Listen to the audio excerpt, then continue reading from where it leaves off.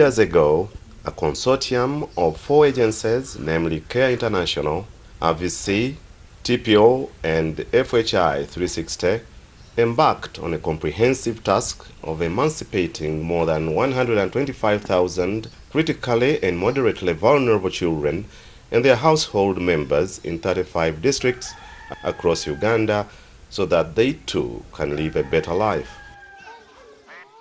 Using funds from the United States Agency for International Development, USAID, all the partners reach out to their target audiences and impact groups through the Sustainable Comprehensive Response for Vulnerable Children and Their Families project, SCORE for short, to meet the following 4 objectives. 1. To improve the socio-economic status of the vulnerable children and their households. 2. To improve the food security and nutrition status of vulnerable children and their household members. 3. To increase the availability of protection and legal services for vulnerable children and their household members. 4. To increase the capacity of vulnerable women and children and their households to access, acquire, or provide critical services. This video explores the journey this far, particularly on Objective 2, focusing on reducing the food security and nutritional challenges in all the 9 districts where Care International in Uganda is implementing the SCORE project activities. We recruited 4,288 households. When I talk of households, I'm looking at a home with an average of 6 people. 1,929, they were food insecure. That is 45% of the households that we recruited. There are 3 major factors why these households are food insecure. One of the main factors is land scarcity, especially in the eastern region, those who are bordering the sugarcane growers, the sugarcane plantation. You find they have leased their land to Madvan, so they have nowhere to grow their food. Others, it is because the household number has exploded. This is the land fragmentation, especially in the southwest, where land keeps on being divided amongst the sons of the household. So they end up having very small pieces of land that they can't use to produce enough food for their households. The second reason, it is poor farming methods.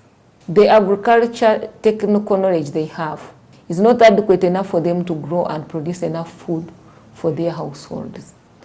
The other reason is lack of appropriate inputs. Then the other big challenge that you find with them, even those who produce, they don't know how to do the post-harvest handling of the different crops. Most of them think that when you grow sweet potatoes, you must eat sweet potatoes fresh. They don't know that you can process sweet potatoes and keep them through a season until you plant another one, other than having them rot in the garden.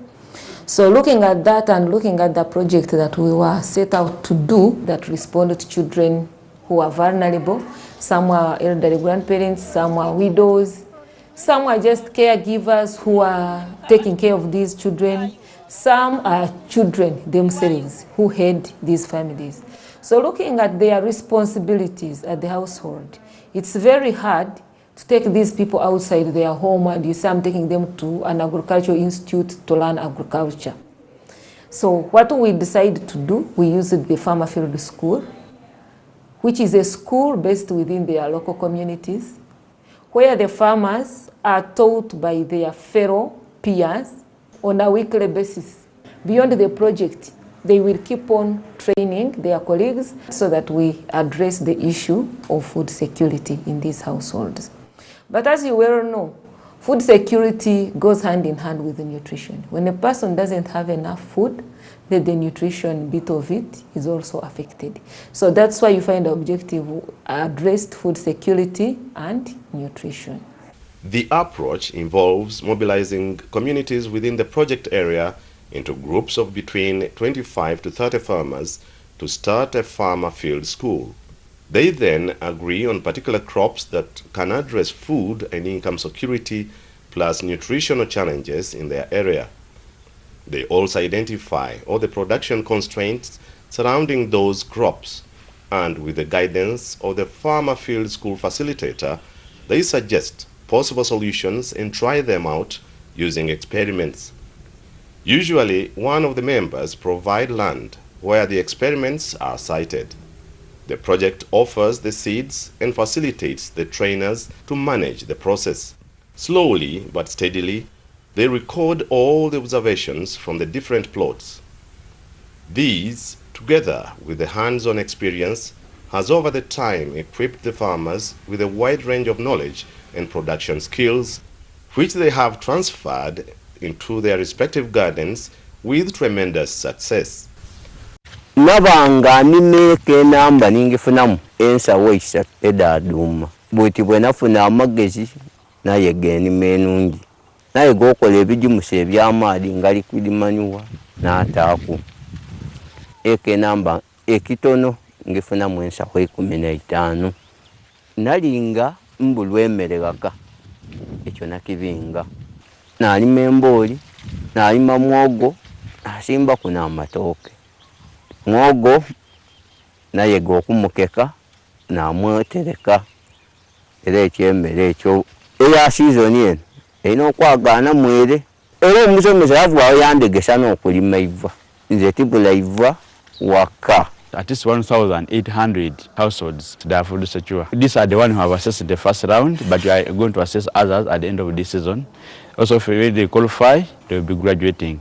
Mandwa Stephen is one of the thousands of farmers who have adopted the technologies and have since graduated from subsistence to commercial farming.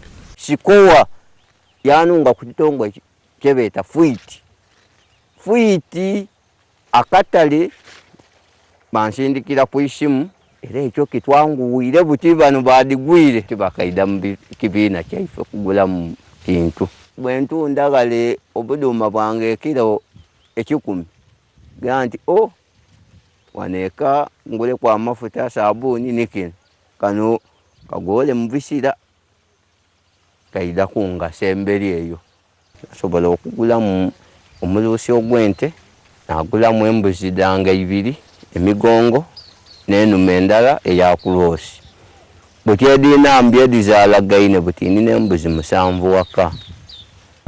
Achievers like Mandwa were awarded certificates during the farmer graduation ceremonies held in the respective project districts. Congratulations. The graduates exhibited what they learned, explaining to the public the various skills and technologies they now use to maximize production from their respective farmland. Ekindi twakozesa obulezi bw'ekizungu, ekindi twakozesa obulezi bw'ekiruga bwe batwegeresa. Twatabula moringa muluku, kamulali n'amaine. Twasipringa amaido gaife gano. Kyatusanusa amaido gaife gano gaida bulungi lwakuba bino ebijimusa byali muni n'ebitobuuka. So, the graduation ceremony doubled as a platform for disseminating information on the different technologies, as well as rewarding and showcasing the new team of community-based trainers who can easily reach out to the communities. Now, in the limelight, the local government can take advantage of such facilitators to address the inadequate staff challenge, which has for long hindered effective service delivery.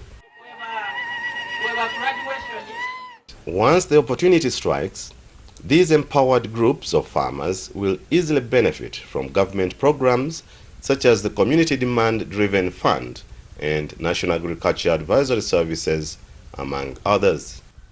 Sikoa mutuwaire obugaiga obusookerwako enzira kya bugaiga kisinga amere munsi muno kuba amaka agasinga okusansuka goona ki kulya so byemusomye byona obwo bugaiga kuba buli maka nze bulimu ebitandagaanamu abaana abajja kwetaaga okulya aye ng'eitaka tirikyuka liboiremu amaanyi so tulina lyongera mu birungo kyemba nsiimye ino mwena omunsomesa ba lecturers bange omubairaawo nenda bwe batuuse emwani basookere kwani kwimwe bwe batuuse ebigogo basookere kwani kuba muli ready to go. The community nutrition trainers were also awarded certificates in recognition of their tremendous effort to reduce malnutrition in the project areas. We trained them on how to cook nutritious foods for different age categories, pregnant mothers, people living with HIV, people with other chronic diseases. After we've done a cooking demonstration as a project, then they go in the community into people's households and do demonstrations. Beyond that, we work with different health units within the locality. We normally move with them in the community. They do nutritional screening. Those who need the nutritional supplements, they get that one. There are some even who end up being admitted for the first 7 days, but those were common in the first 2 years of the project, when people were still trying to learn how to cook and prepare good food.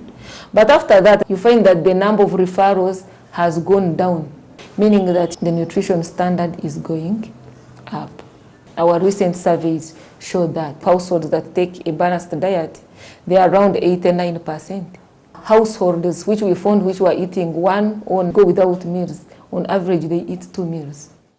With the nutritional knowledge at hand and the variety of foodstuffs now readily available, no doubt all food insecurity and malnutrition related problems will soon be history in the SCORE project areas.